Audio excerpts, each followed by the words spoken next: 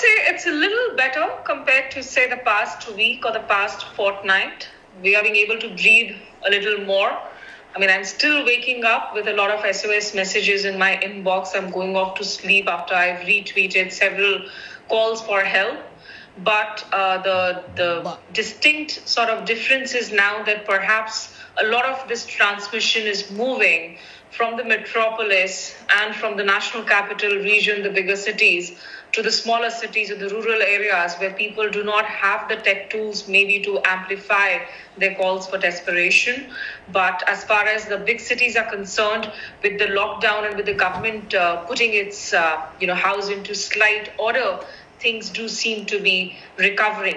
For the moment, it's a sense of cautious of the past many weeks now, because we would get distressed calls, people asking for drugs, the drugs that are being used to treat COVID, many of them without empirical data of its success. So remdesivir and ivermectin, people asking for plasma. A lot of people have been amplifying the messages of plasma donation, which is something that the Indian Council for Medical Research is now taking a relook at and perhaps taking it out of the protocol, because there's very little, in fact, empirical data, scientific data to point out to its success at this rate. People asking for oxygen supplies, oxygen cylinders, concentrators, ICU beds in hospitals. Those are the kind of SOS calls that we have all been flooded with at several levels for the past many days and weeks. All the infrastructure seemed to be completely collapsing. There was a lot of panic everywhere. If you look at, in fact, the national capital of Delhi, the positivity rate seems to have come down. But why I use the word seems is because we need to look at the data a bit more closely. So if you look at the number of tests that have been done, even the testing capacities have been reduced, or the number of tests have fallen. In Delhi, for instance, if I tell you about the past 24 hours alone, of the 53,756 tests, 11,907 were the rapid antigen tests, and these tests have been reported to be at least 50% faulty in several cases. So you do not know for sure that the data being reflected in terms of the testing capacity is solid here. Delhi has still reported 340 deaths in the past 24 hours, which is a high number. In Maharashtra, the western state, where in fact we saw that the mutant variant that we have been talking about, B1.167, which has triggered a lot of the cases in the rural areas and smaller cities.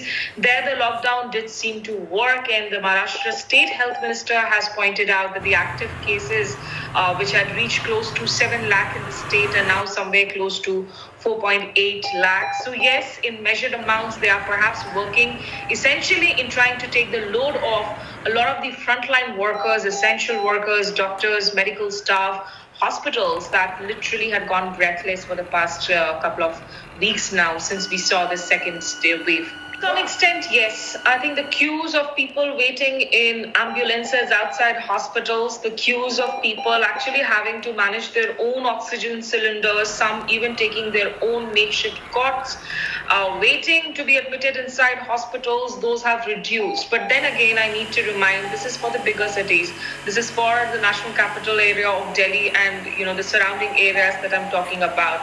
Because we have all been traumatized and scarred by those visuals. We've lost count of the number of family, friends, colleagues that we have lost. More than 150 journalists have lost their lives in the line of duty in the past few months itself. And we've seen people begging and pleading with hospital staff, administration staff, who themselves have been overworked and exhausted in COVID care centers, trying to find, one vacant bed for their loved ones. But it does look like in the past 3 to 4 days now, the situation is slightly better as far as these immediate bigger cities are. So, every part of the government, be it the federal government or the governments in the states, that they've been put into use, that the government is monitoring the situation 24/7 round the clock. Though that's something that is arguable, because there's a large section here that do believe that we have seen an abdication of governance and duties, especially by the government at the center. Because when you talk about a pandemic, health remains a state subject under the Constitution of India.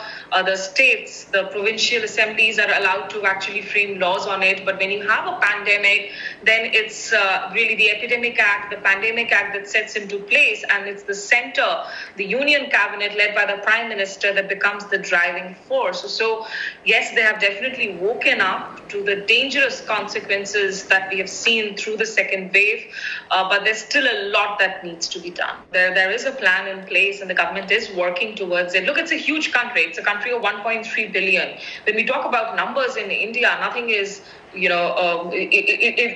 is actually, you can compare it to several countries combined together. So if I could just share some numbers with your viewers, as of 17th of May morning, the cumulative vaccination coverage exceeded more than 180 million. This does include the first dose that has been administered to almost 140 million and a second dose to more than 40 million. So more than 5.2 million vaccine doses have been administered in the age group of 18 to 44 years, because the vaccinations opened up in phases here. It was first for the frontline workers, senior citizens, elderly with comorbidities. Then it opened up to people above 45 years of age. And currently it's being rolled out, albeit in a very slow fashion, for people above 18 years of age.